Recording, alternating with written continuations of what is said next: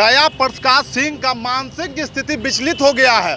तो ऐसे लोगों को पद्म भूषण पुरस्कार देके पद्म भूषण पुरस्कार का अपमान है। आदमी जब पागल हो जाता है ना तो आदमी अपना सम्मान साथ साथ अपने मोहल्ला परिवार सबका सम्मान खो जाता है। वो अपने मानसिक अवस्था को जरूर किसी अच्छे चिकित्सक से दिखवाएं, क्योंकि मुझे लगता है कहीं ना कुछ प्रॉब्लम हुआ है, क्योंकि पहले वो ऐसा नहीं थे।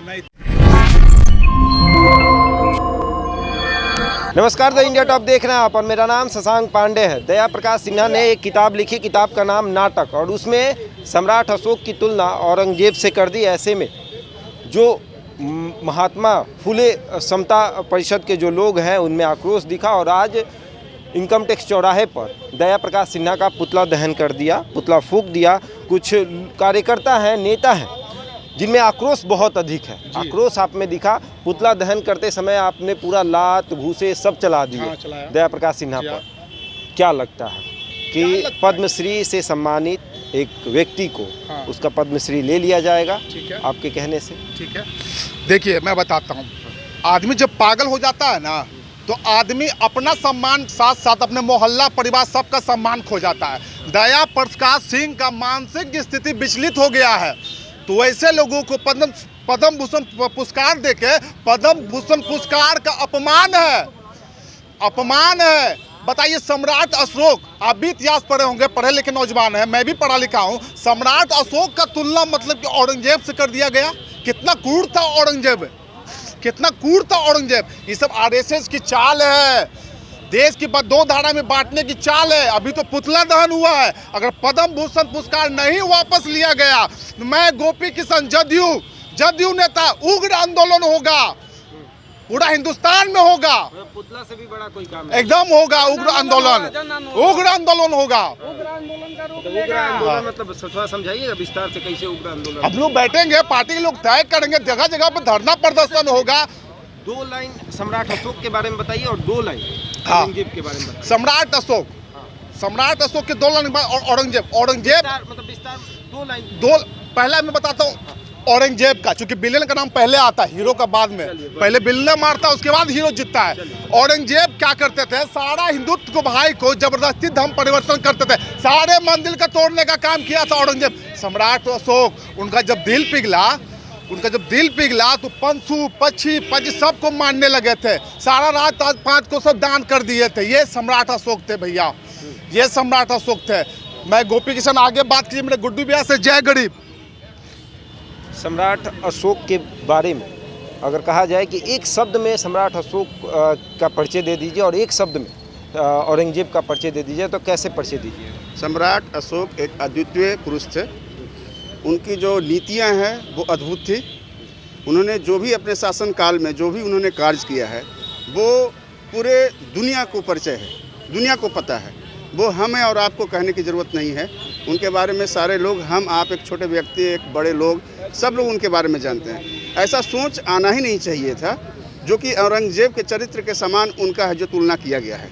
जब प्रकाश सिन्हा वो भी पढ़े लिखे व्यक्ति है, लेखक है, अच्छे किताब लिख चुके हैं, उन्होंने जो लिखा आखिर मतलब तुलना की, जैसे सम्राट अशोक की तुलना औरंगजेब से कर दी, तो आप लोगों ने क्या उनसे कभी बात करने की कोशिश नहीं की कि किस आधार पे आपने तुलना की? मुझे तो ऐसा लगता है ना कि जो दया प्रकाश सिन्हा ने जो किया है ना, वो कृति शायद उनका मानसिक अवस्था हमारे हिसाब से अभी ठीक नहीं है।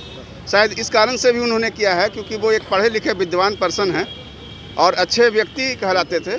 लेकिन जिस तरह का उन्होंने टिप्पणी और जिस तरह का विचारधारा उन्होंने दिखाया है लोगों के प्रति, और औरंगजेब से जो उन्होंने आचरण का जो समानता किया है अशोक सम्राट से, मुझे लगता है कि उन्हें चिकित्सक द्वारा दिखाना चाहिए अपने दिमाग को, क्योंकि इस तरह का अभद्र, इस तरह का अजीब विचार जो उनके मन से आया है, मुझे लगता है उनकी मानसिक स्थिति गड़बड़ है। आप लोग कह रहे हैं, बार बार ये तुलना कर रहे हैं आरएसएस इन्होंने भी कहा कि आरएसएस की ऐसी मानसिकता है। लेकिन आरएसएस कहता है कि हम हिंदुत्व की बात करते हैं, नहीं, देखिए आरएसएस से उनका क्या लगाव है, क्या कहानी है, इसके बारे में मैं कोई ज़्यादा टिप्पणी करना नहीं चाहता। मैं पर्सनल व्यक्तिगत उनसे ये कहना चाहूँगा कि वो व्यक्तिगत उनसे ये कहना चाहूँगा कि वो अपने मानसिक अवस्था को ज़रूर किसी अच्छे चिकित्सक से दिखवाएं, क्योंकि मुझे लगता है कहीं ना कहीं कुछ ना कुछ प्रॉब्लम हुआ है, क्योंकि पहले वो ऐसा नहीं थे और अब ऐसे, हाँ पहले ऐसे नहीं थे, लेकिन अब ऐसा पता नहीं कैसे हो गया। वही तो मैं बार बार बोल रहा हूँ,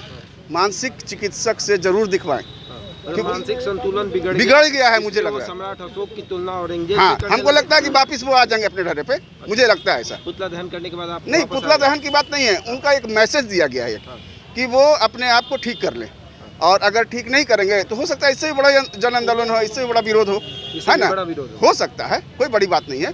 तो हमें लगता है कि जल्दी से उनका कोई सर्टिफिकेट आ जाए हमारे लोगों के बीच में, समाज के बीच में, ताकि लोग समझ जाए कि पर्सनली उनका प्रॉब्लम है और किसी पार्टी विशेष का, किसी संगठन का इसमें कोई सोच नहीं है। चलिए, तो किसी पार्टी और विशेष का और किसी संगठन का इसमें कोई सोच नहीं है। दया प्रकाश सिन्हा एक लेखक हैं, उन्होंने एक किताब लिखी, किताब का नाम था नाटक, और उसमें सम्राट अशोक की जो तुलना है वो औरंगजेब से कर दी। उसके बाद जदयू में भी आक्रोश देखा जा रहा था, कुशवाहा समुदाय के लोगों में भी आक्रोश देखा जा रहा था। ऐसे में महात्मा फुले समता परिषद के जो कार्यकर्ता हैं, जो लोग हैं, उन्होंने आज दया प्रकाश सिन्हा का पुतला दहन किया इनकम टैक्स चौराहे पर।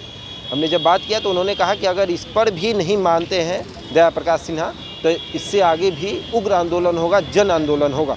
अब देखना ये है कि क्या उनकी जो किताब है वो किताब को बंद कर दिया जाएगा या फिर वो किताब ऐसे ही चलेगा।